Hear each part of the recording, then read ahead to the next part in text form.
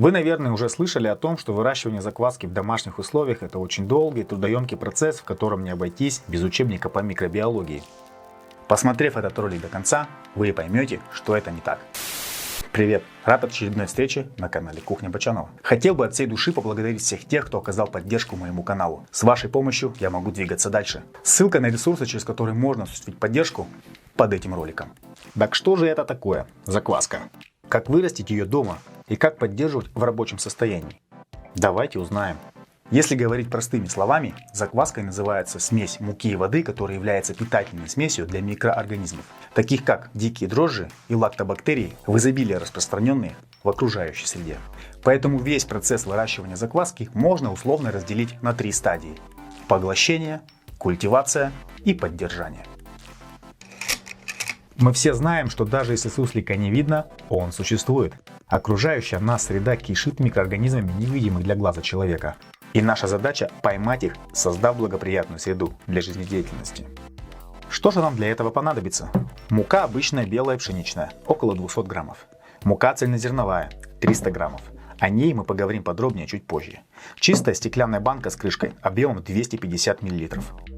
Желательно 2. Ну и, конечно же, вода. Я использую воду из-под крана, которую пропускаю через фильтр, который очищает ее от хлора и вредных примесей.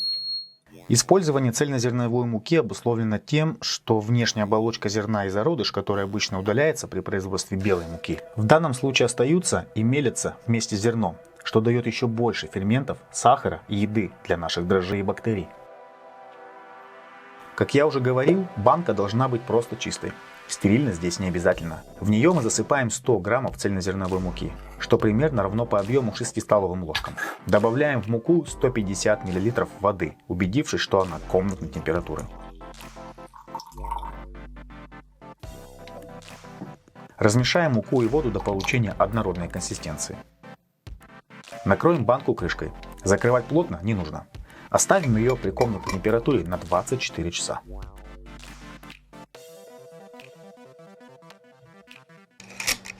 Через сутки вы сможете наблюдать легкую газацию и отделение воды, которая будет скапливаться на поверхности или внутри мучной смеси. Знайте, что полное отсутствие видимых признаков тоже абсолютно нормально. Поверьте мне, все уже началось. Хорошо перемешав смесь, приступим к первому обновлению. Для этого отольем половину вчерашней массы в чистую банку, остальное выкинем. Идеальная точность здесь не нужна, можно ориентироваться на глаз.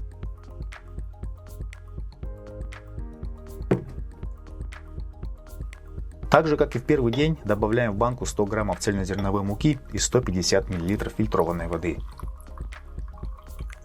Перемешиваем муку с водой до однородной массы, накрываем крышкой и оставляем еще на 24 часа.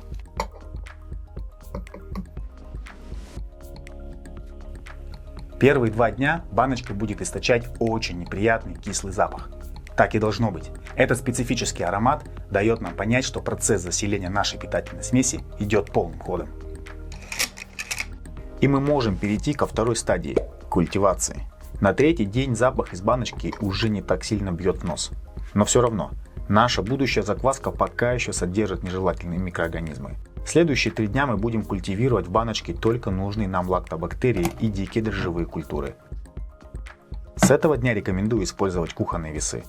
Обнулив вес чистой баночки, поместим в нее 75 граммов вчерашней заквасочной смеси. К ней добавим 35 граммов цельнозерновой муки и 35 граммов пшеничной. Зальем внутрь 75 мл воды и хорошо перемешаем смесь.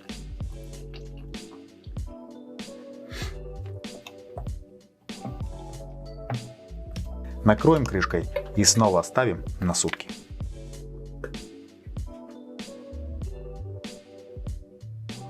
На 4-й день аромат закваски изменится до неузнаваемости. Из него пропадут неприятные кислотные составляющие и появятся отчетливые фруктовые нотки, которые будут сигнализировать о правильном течении ферментации и присутствии нужных микроорганизмов.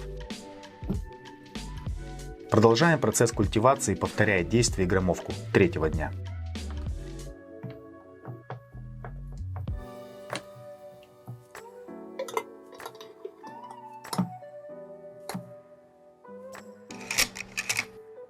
Утром пятого дня вы увидите на стенках банки следы, которые являются следствием того, что закваска обогатилась газом настолько, что увеличилась в объеме в 2 раза. И съемки камеры наблюдения, установленные у меня в студии, подтверждают этот факт. Все действия и граммовки в пятый день повторяются. 75 граммов закваски со вчерашнего дня, по 35 граммов белой и цельнозерновой муки, 75 мл воды. Снова сутки при комнатной температуре. Шестой день ознаменует завершение фазы культивации. Теперь наша закваска богата дикими дрожжами и лактобактериями, которые насыщают ее газом и повышают кислотность, делая ее непригодной для жизни других микроорганизмов. Можно переходить к последней и самой продолжительной фазе – поддержания или кормления. При правильном подходе и соблюдении всех правил ваша закваска будет жить вечно. Итак, начнем. В чистую баночку переложим 25 граммов вчерашней 5-дневной закваски. Добавим к ней по 25 граммов цельнозерновой и обычной белой муки. Зальем в банку 50 мл воды. Данная рецептура имеет следующее соотношение ингредиентов друг к другу. 1, 2, 2. 1 часть закваски, 2 части воды, 2 части муки. Этой рецептуры достаточно для получения 70 граммов закваски, которая понадобится для выпекания хлеба, рецепт которого вы сможете найти у меня на канале. У вас также останется немного закваски на следующий раз. Если вам нужно больше закваски, увеличивайте количество ингредиентов согласно пропорции. Уже привычными и отработанными до автоматизма движениями перемешаем содержимое банки в густую массу и оставим для брожения при комнатной температуре под пристальным наблюдением камеры. Сейчас вы увидите процесс подъема закваски вследствие обильного выделения газа как побочного продукта жизнедеятельности бактерий и дрожжей. Этот процесс и его цикличность очень важны для определения работоспособности вашей закваски. Для удобства наблюдения я помечу первоначальный уровень закваски черным маркером. Постарайтесь засечь время и понаблюдать, за какой интервал ваша закваска набирает максимальный объем. В моих условиях это занимает 6-7 часов. Если ваша закваска в течение нескольких дней демонстрирует одинаковые временные интервалы по подъему, она готова к использованию. Лично я в последнее время закладываю закваску в тесто именно на пике, то есть на максимуме ее объема. Все дело в том, что после небольшого замедления идет очень интенсивное брожение с обильным выделением газа, который остается в тесте, делая его невероятно воздушным. В большинстве случаев вы встретите рекомендации оставить закваску для брожения на ночь. Начав работать со своей закваской, вы сами определите подходящий для себя способ. В любом случае, основным критерием готовности закваски к использованию является тест на всплытие. Для этого чайную ложку закваски отправляем в свободное плавание в глубокую тарелку с водой. Если она держится на поверхности воды, значит в ней достаточно газа, что говорит об ее активности. Теперь ваша закваска достаточно активна и пригодна к использованию. Если вы планируете печь хлеб каждый день, кормите вашу закваску ежедневно. Если выпекать хлеб так часто вы не планируете, можете хранить закваску в холодильнике и кормить ее раз в неделю.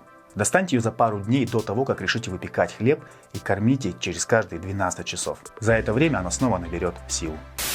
На сегодня это все. Спасибо за внимание. Желаю вам удачной выпечки хлеба. Подписывайтесь на канал, если вам было интересно, и ударяйте в колокольчик. Следующее видео вас удивит.